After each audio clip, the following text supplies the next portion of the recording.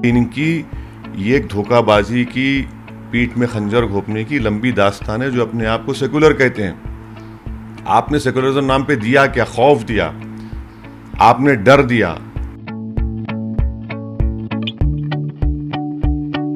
किसी भी पॉलिटिशियन से अब सवाल करेंगे ना, वो कहेगा पूरे जीत रहे हैं, हम भी कहेंगे पूरे जीत रहे हैं इंशाल्लाह।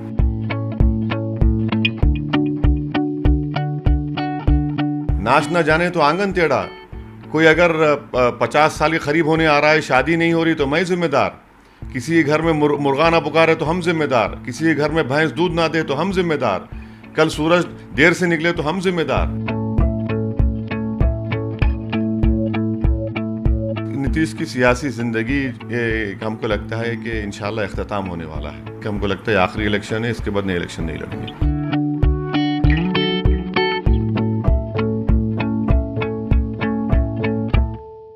Hello and welcome to the Quint. मैं हूं शादाब मोइज़ी और हमारी चुनावी यात्रा पहुंची है किशनगंज और हमारे साथ इस वक्त AIMM के प्रेसिडेंट असदुद्दीन ओवैसी हैं। सर शुक्रिया आपका हमें वक्त देने के लिए। सर जब अभी हम यहां आ रहे थे तो कई सारे लोग कह रहे थे, बात हो रही थी, कह रहे थे कि असदुद्दीन ओवैसी जो हैं वो लोगों को, यहाँ के बिहार के लोगों को, जो लिट्टी चोखा, खिचड़ी और समोसा खाने वाले लोग हैं या मूढ़ी खाने वाले लोग हैं, उनको हैदराबादी बिरयानी पेश कर रहे हैं। नहीं, हम कोई यहाँ पर, हम खुद आकर यहाँ पर जो मिल रहा है खा रहे हैं। हम खुद वो तमाम चीज़ें खा रहे हैं। तो हैदराबादी बिरयानी तो किशनगंज में कहाँ मिलेगी, वो तो हैदराबाद में ही बनेगी। मगर हम कोशिश कर रहे हैं यहाँ पर। पिछले 5 साल पहले जब हम आए थे तो हमारे सियासी सफ़र का आगाज़ यहीं से हुआ, किशनगंज सीमांचल की सरज़मीन से। 5 साल पहले हमको कामयाबी नहीं मिली। 6 कैंडिडेट हम खड़ा किए थे, 5 की ज़मानत ज़ब्त हो गई। फिर भी हम अपना काम करते रहे, आते रहे। उपेंद्र कुशवाहा हो या BSP हो, उनका यहाँ पे बहुत ज़्यादा अस्तित्व नहीं है।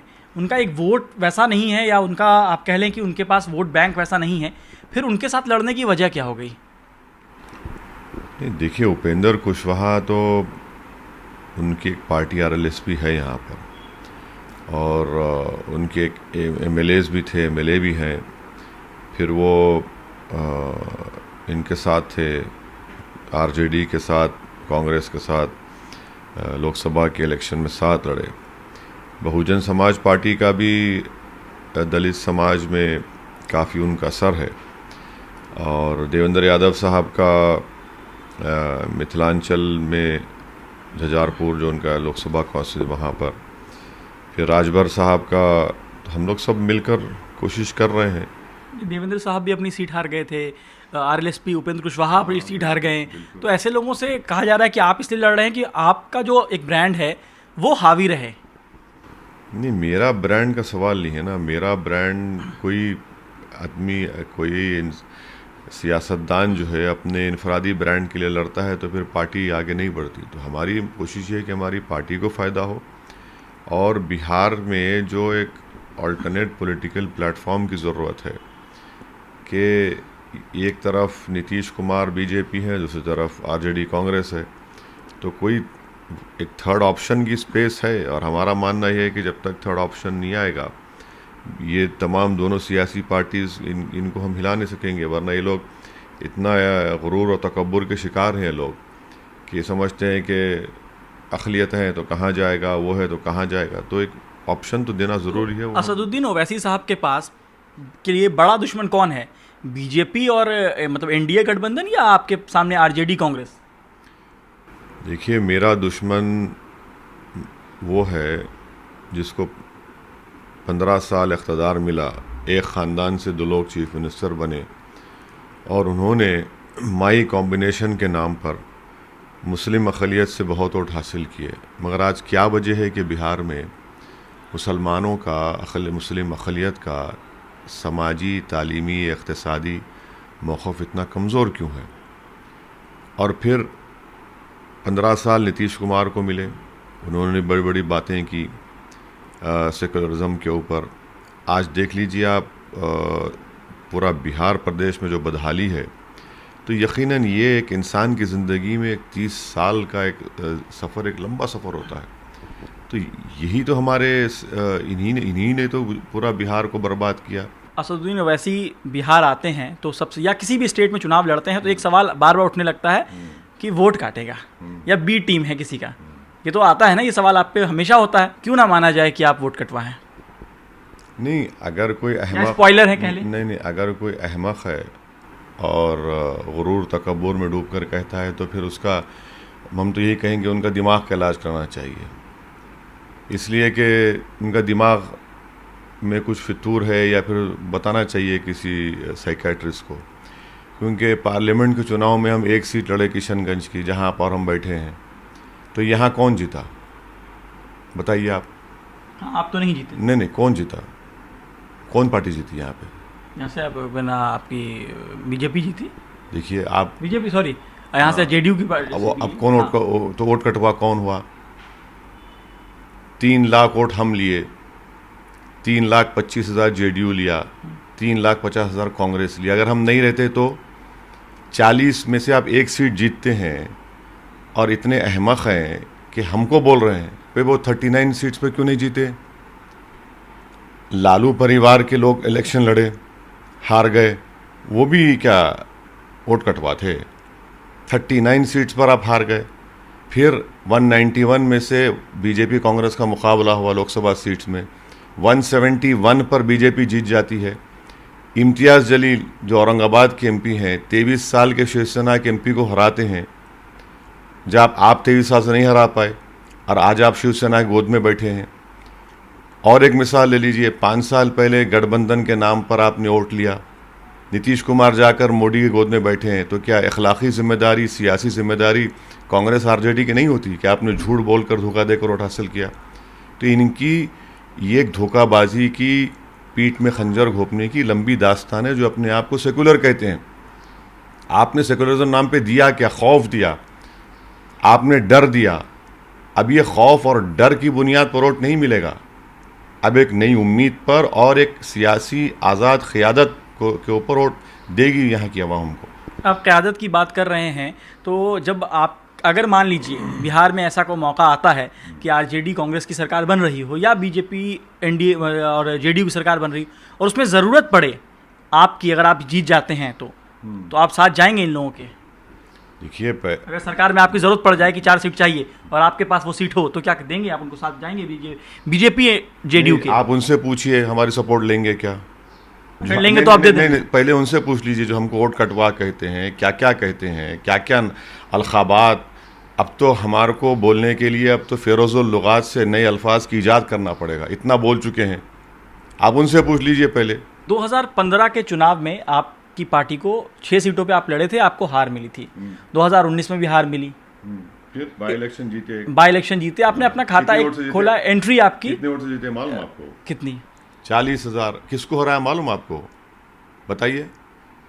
आपने यह किसको हराया, आप ही बताइए। बीजेपी को। सिटिंग एमएलए कांग्रेस के थे, बीजेपी सेकंड आई, कांग्रेस थर्ड आई। और वो अब बताइए, अब ये तो एक तब्दीली है, यहाँ की जनता बदलाव चाहती है।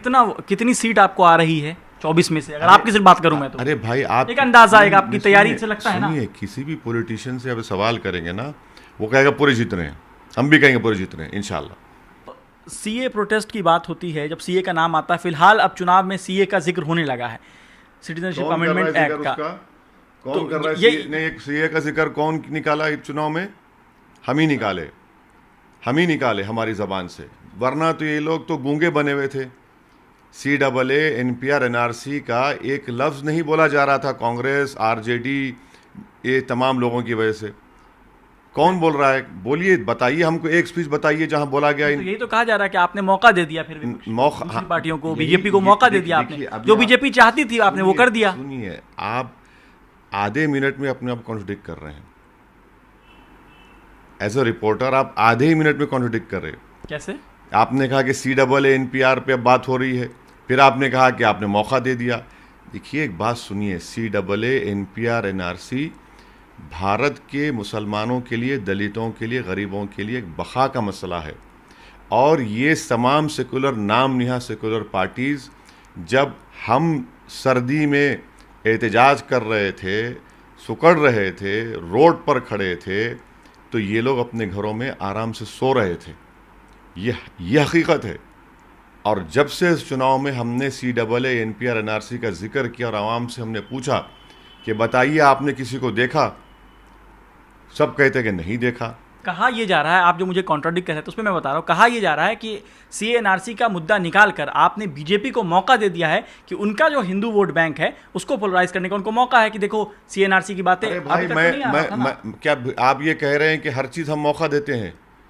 हम मौका देते हैं, पार्लियामेंट में भी हम मौका दिए, पूरे भारत में हम मौका दिए कि 300 सीट जीत जाओ। कितना मौका वैसी देगा? अरे भाई, कभी तो इन लोगों को अपनी खामियों को, कमज़ोरियों को, नाअहली को, गुरूर को, तकब्बुर को उनका मुहासबा करना चाहिए। नाच ना जाने तो आंगन टेढ़ा। कोई अगर 50 साल के करीब होने आ रहा है, शादी नहीं हो रही तो मैं जिम्मेदार, किसी के घर में मुर्गा ना पुकारे तो हम जिम्मेदार, किसी के घर में भैंस दूध ना दे तो हम जिम्मेदार, कल सूरज देर से निकले तो हम जिम्मेदार। कहाँ कितना डालेंगे हमारी झोली में? भर दीजिए, हमको इतराज़ नहीं है। नीतीश कुमार के बारे में कह रहे थे एक रैली में कि नीतीश कुमार का ये आखिरी चुनाव है, क्या मतलब है इसका?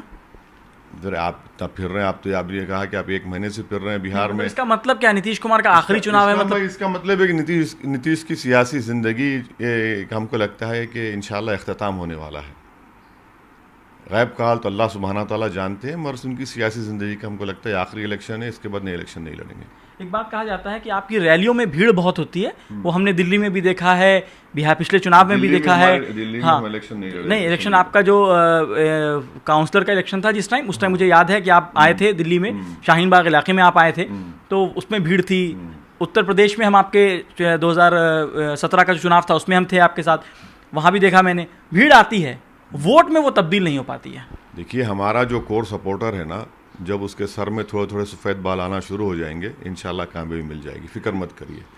हर चीज़ की शुरुआत होती है, शुरुआत हो चुकी है। जब महाराष्ट्र में 2 MLA हैं, एक MP है, बिहार में एक MLA है, हो जाएगा, फ़िक्र मत करिए। कि विरोधी कहते हैं कि आप जीते तो ठीक, हार गए तो फिर आप हैदराबाद चले जाएंगे, बिहार से कहाँ मतलब है आपको? अरे भाई, कहाँ छोड़े हम बिहार को? 5 साल पहले आए थे, आपने सही कहा, 6 सीट लड़े, 6 पे 6 हारे, बल्कि 5 पे ज़मानत जब्त हुई। हम भूल गए बिहार को। प्राइवेट मेंबर्स बिल पेश किए पार्लियामेंट में कि दस्तूर की आर्टिकल 371E के तहत सीमांचल में, जैसा कर्नाटका और गुलबर्गा में जो बनाया गया है, प्रोविज़न है, उस तरह किया जाए। यहाँ बाढ़ आई, हम आए यहाँ पर, कंटिन्यूस आते रहे।